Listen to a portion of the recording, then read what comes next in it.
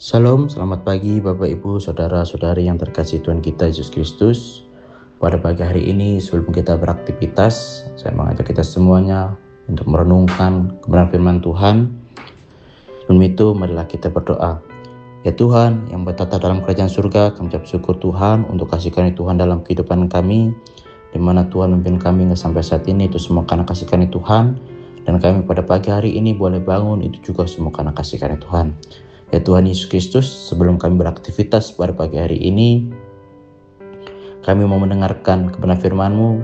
Rapi setiap kami, berikan hikmat-Mu bagi kami Tuhan, supaya kami boleh mengerti akan kebenaran firman-Mu, dan kami boleh mengaplikasikannya dalam kehidupan kami hari lepas hari, dan kami boleh menjadi berkat dimanapun kami berada ketika kami sudah mendengarkan kebenaran firman-Mu.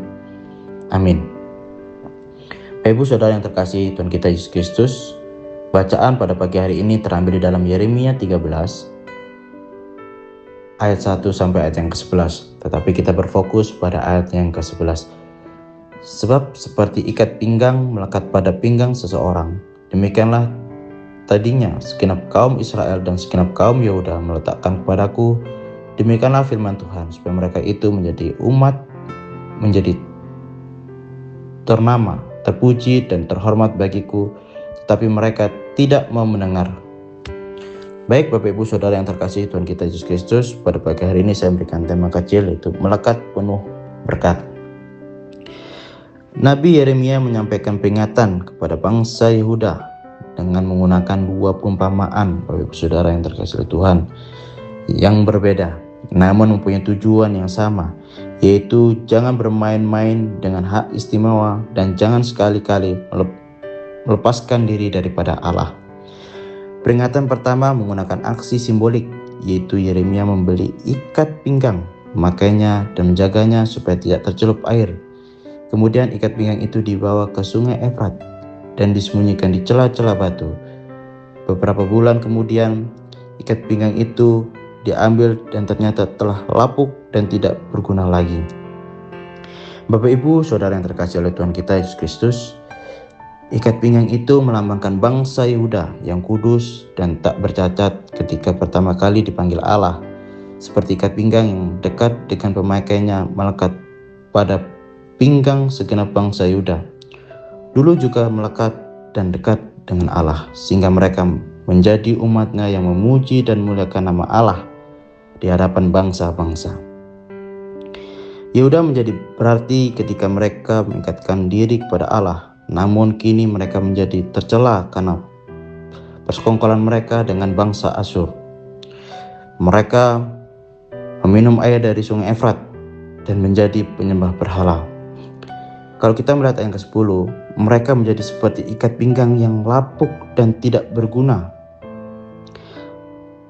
Mereka tidak lagi ternama, terpuji dan terhormat bagi Allah, bagaikan ikat pinggang lapuk dimakan kelapukan sungai Efrat.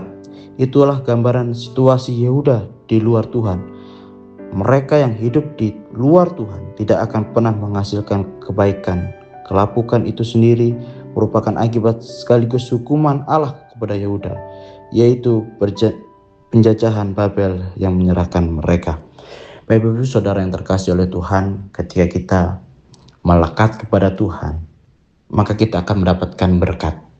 Tetapi sebaliknya, ketika kita tidak mau dekat kepada Tuhan, tidak memberikan prioritas hidup kita kepada Tuhan, kita tidak mau melekat kepada Tuhan, tentunya kita tidak akan mendapatkan berkat yang berasal daripada Tuhan, tidak akan mendapatkan damai sejahtera yang berasal daripada Tuhan. Seperti bangsa Yehuda, di mana mereka menjauhkan diri daripada Tuhan, sehingga mereka mendapati jajahan dari bangsa Babel yang menyengsarakan mereka. Bapak Ibu Saudara sekasih, saya yakin dan percaya bahwa kita sebagai umat Tuhan yang sudah dimerdekakan oleh Tuhan, tentunya kita sudah dekat sekali dengan Tuhan dan menerima urapan daripada Tuhan, sehingga kita penuh berkat yang berasal dari Tuhan. Amin. Mari kita berdoa. Ya Tuhan yang berada dalam kerajaan surga, kami ucap syukur Tuhan untuk kasih karunia Tuhan dalam kehidupan kami. Pada pagi hari ini Tuhan, kami boleh merenungkan kebenaran firman-Mu. Itu semua karena kasih karunia Tuhan dalam kehidupan kami. Kiranya Tuhan berkati kami, aktivitas kami pada hari ini Tuhan. Terpujilah nama Tuhan, hanya di dalam nama Tuhan Yesus Kristus. Haleluya. Amin.